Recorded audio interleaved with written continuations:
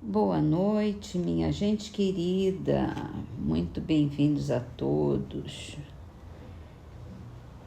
Muito amor em todos os corações, muita paz, muita luz. E vamos começar. Livro Espiritualidade e Vida, de Haroldo Dutra Dias, e diz assim: quem faz com amor dá tudo de si. O amor encontra caminhos onde a razão já desistiu.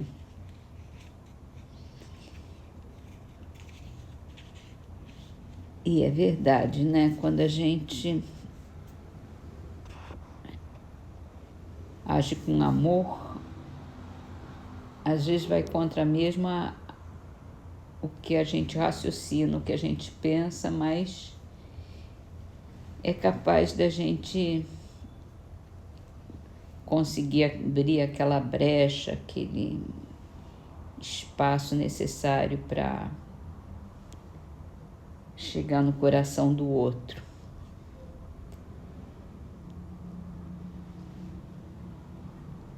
E aí vamos para o Livro dos Espíritos,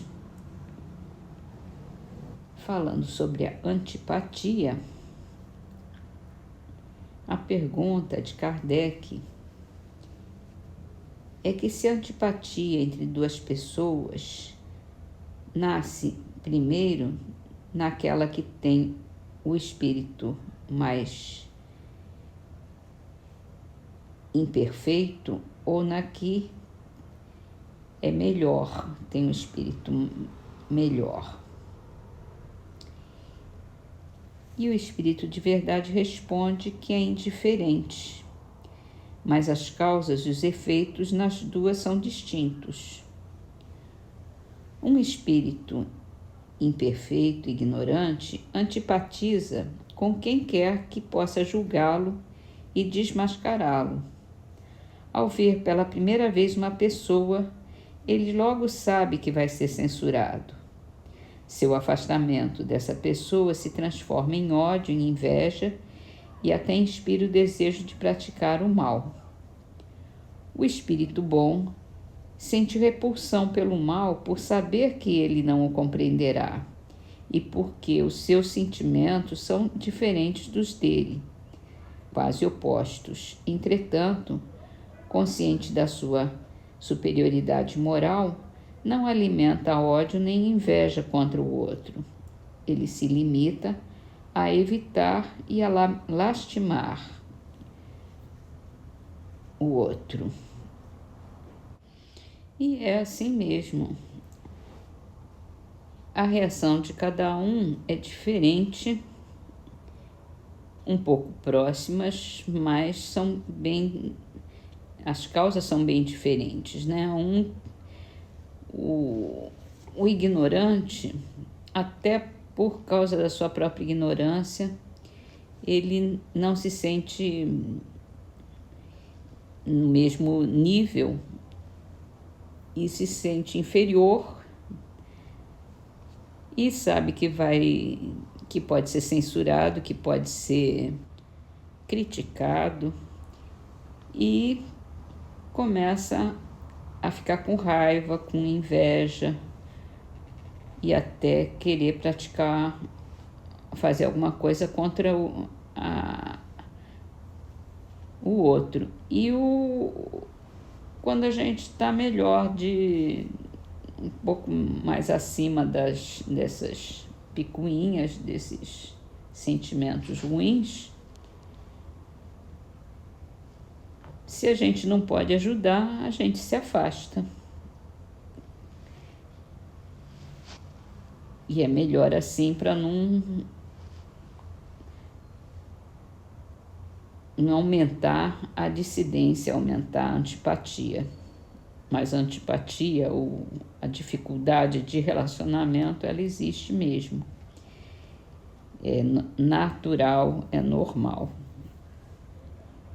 E essa foi a nossa última questão sobre simpatia e antipatia entre os espíritos na Terra. E vamos então para o Evangelho segundo o Espiritismo, falando sobre a fé. A fé transporta montanhas, é o nome do capítulo. E o item que a gente lê hoje é a fé religiosa, condição da fé inabalável. Do ponto de vista religioso, a fé consiste na crença em dogmas especiais que constituem as diferentes religiões. Todas elas têm seus artigos de fé. Sob esse aspecto, a fé pode ser raciocinada ou cega. Se não examina nada, a fé cega aceita sem verificação o verdadeiro como falso e a cada passo se choca com a evidência e a razão. Levada ao excesso, produz o fanatismo. Assentando no erro cedo ou tarde, desmorona. Só a fé que se baseia na verdade garante o futuro, porque nada tem a temer do progresso das luzes, dado que o que é verdadeiro na obscuridade também o é na luz meridiana. Cada religião pretende ter a posse exclusiva da verdade, preconizar alguém. A fé cega sobre um ponto de crença é se confessar impotente para demonstrar que está com a razão. Vulgarmente se diz que a fé não se prescreve, de onde resulta que muita gente alega que não lhe cabe a culpa de não ter fé. Sem dúvida, a fé não se prescreve, nem o que ainda é mais certo, se impõe. Não, ela se adquire e ninguém há que esteja impedido de possuí-la, mesmo entre os mais refratários. Falamos das verdades espirituais básicas e não de tal ou qual crença particular. Não é a fé que compete procurá-los. Eles é que devem ir ao encontro da fé, e se a buscarem sinceramente, não deixarão de achá-la. Tenham, pois, como certo que os que dizem nada de melhor desejamos do que crer, mas não o podemos, apenas o dizem de lábios e não do íntimo, porque, ao dizerem isso, tapam os ouvidos. As provas, no entanto, chovem ao redor, porque fogem de observá-las. Da parte de uns há descaso, de outros o temor de serem forçados a mudar seus hábitos, e da parte da maioria há orgulho, porque negam-se a reconhecer a existência de uma força superior, já que teriam de se curvar diante dela. Em certas pessoas, a fé parece de algum modo inata. Uma centelha basta para desenvolvê-la. Essa facilidade de assimilar as verdades espirituais é sinal evidente de progresso anterior. Em outras pessoas, ao contrário, elas dificilmente penetram, o que é um sinal também de uma natureza atrasada. As primeiras, as que têm fé, já creram e compreenderam, trazem ao renascerem a intuição do que souberam. Estão com a educação feita. As segundas, as que têm dificuldade de ter fé, tudo têm de aprender, estão com a educação por fazer. Entretanto, ela se fará, e se não ficar concluída nessa existência, ficará em outra. A resistência do incrédulo, convenhamos, muitas vezes provém menos dele do que da maneira como lhe apresentam as coisas. A fé necessita de uma base que é a inteligência perfeita daquilo em que se deve crer. E para crer não basta ver, é preciso, sobretudo, compreender. A fé cega já não é deste século. Isso é do século XIX, né? Se trata. Tanto assim que precisamente o dogma da fé cega é que produz hoje o maior número de incrédulos, porque ela pretende se impor exigindo a abdicação de uma das mais preciosas prerrogativas do homem, o raciocínio e o livre-arbítrio.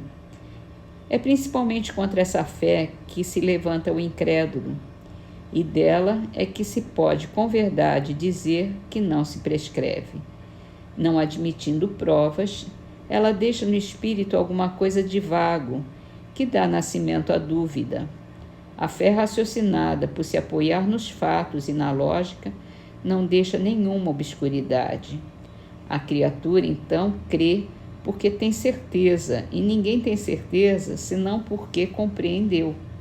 Isso porque não se dobra. Fé inabalável só é a que pode encarar de frente a razão em todas as épocas da humanidade. E o Espiritismo conduz a esse resultado e triunfa da incredulidade sempre que não encontra uma oposição sistemática e interessada. Nessa nota da editora,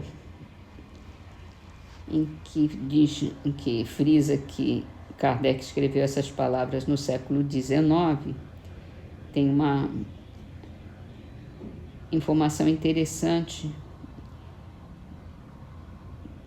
que diz assim, que o espírito humano tornou-se ainda mais exigente hoje em dia.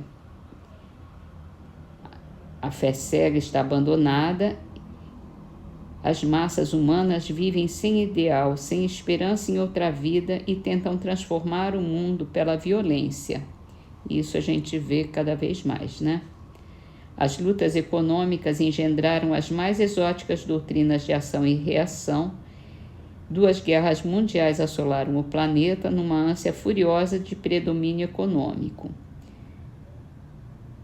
E que agora, no século XXI, está um pouco pior.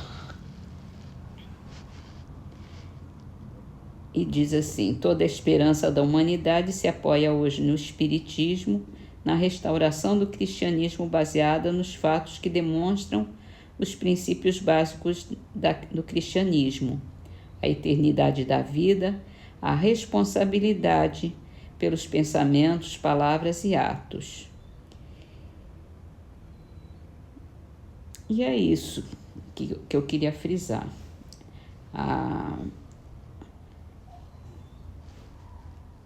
A gente está chegando cada vez mais próximo do momento de transformação da nossa Terra num planeta de regeneração. E esses conflitos, esses radicalismos estão cada vez maiores, porque nós estamos chegando nesse momento de mudança, de identificação de quem são os espíritos que ainda precisam de mais tempo para progredirem, né? Para melhorarem e que devem ser transferidos para um outro lugar, para um outro planeta. E aqueles que já têm uma evolução, que já querem a paz, que já estão pretendendo transformar essa Terra num planeta de paz, esses vão mudar tudo isso que está aí. Se Deus quiser, e Deus é grande, Deus há de querer. Então, é isso. Vamos cultivar a nossa fé, vamos pensar muito, porque nós precisamos ter uma fé muito forte para podermos fazer essa mudança toda que tem que acontecer. E está nas nossas mãos isso.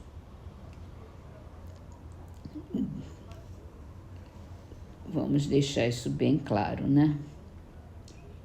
E assim vamos para o livro Orvalho de Luz, com a trovinha de Ivan de Albuquerque, Trovas da Oração.